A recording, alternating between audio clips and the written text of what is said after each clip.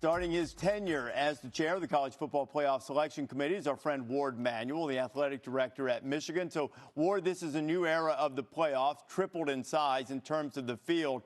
What impact, if any, has it had on the process that the committee goes through in ranking these teams? Rece, it's great to be with you. The process is the same. We rank the best 25 teams, 1 through 25, and that's exactly what this process is designed to do from the very beginning. Okay, you look at the top of the rankings right now. You have Oregon, Ohio State. They played that great game. What separated Ohio State from Georgia at number 3? Well, they both had great wins in terms of on the road, Ohio State against Penn State this week, Georgia at Texas.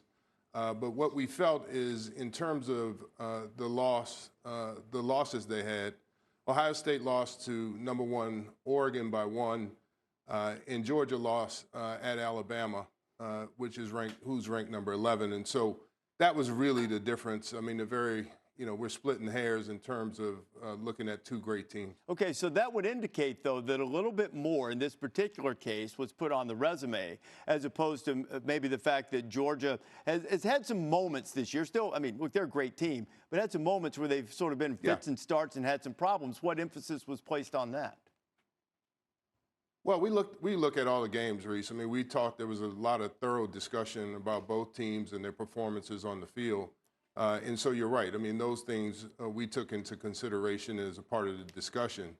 And ultimately, the vote, when it came out, Ohio State was ranked number 2 and Georgia was 3. Okay, so then you look, let's move down a little bit, the difference between Indiana and BYU. Now, Indiana has looked great, but up to this point, though the schedule's going to get harder, it's been 103rd.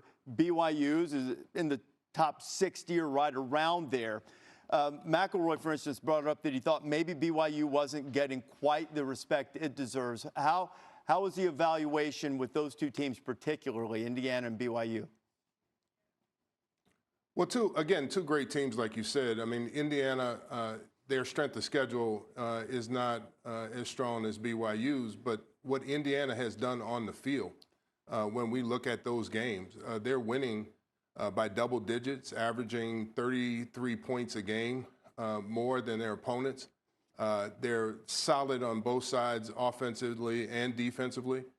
They're just a really, really great team, and so is BYU. And so as we contemplated, as we discussed, as we looked at everything, Indiana was ranked number 8 by the committee, and BYU is right behind them at 9.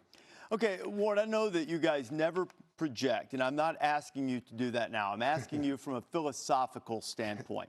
Let's say that you have a team that's somewhere around that 10, 11, 12 range, and they make it into their conference championship game, one of the Power Fours, and they lose.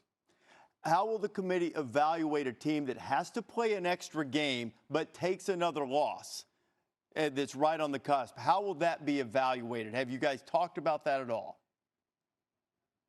We haven't talked about it this year yet. We have in the past, in the past couple of years, we've looked at it.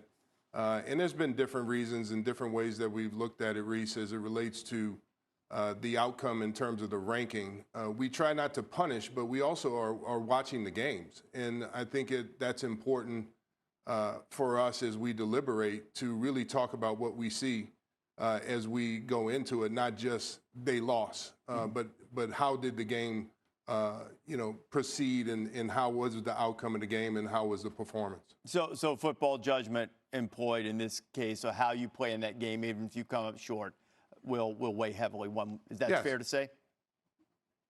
That is fair to say, yes. All right. Warde Manuel, thanks a lot for being with us. Wish you luck with the rest of the season with the rankings and also with your Wolverines, too. Ward, thanks a lot. Thanks, Rece.